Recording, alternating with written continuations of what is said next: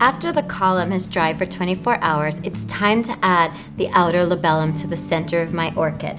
To do so, I've rolled out my gum paste and have cut it with an orchid center cutter. It's a very specific cutter that has lots of little shapes on the edge of it.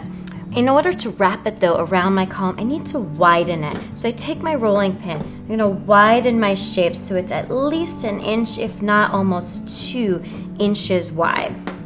Now, a labellum on a cymbidium orchid is very, very frilled. So to get that look, I use a ball tool. I'm going to take my ball tool and working back and forth around my shape, I'm going to frill the edge and give it lots of interest. Now, when I'm working with the ball tool, first I want to make sure that I'm working directly on the edge, not on the inside of my piece. Work right on the edge, and I also want to make sure to work back and forth. It's really a back and forth motion. It's not a stabbing motion. It's a back and forth motion that's going to give me all of those frills. So working back and forth all the way around.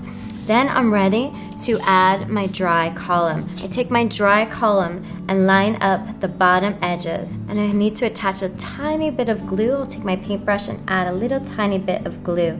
Now I can take my piece and wrap it around. I'm going to wrap each piece around one side, and then I'm going to fold over the other side, and I can make sure to pinch around the base. If my fingers start to stick, I'll dip them in a little bit of powdered sugar, and I'm going to make sure at the very base that the labellum is all the way wrapped around the center column. Now, when I go to dry it, I want this piece to be nice and open, and basically it's spilling down towards me. So when I put it into my block, I want to make sure that it's at a good angle, and I see all of this frilliness. That part is going to have to dry for 24 hours before we add our petals.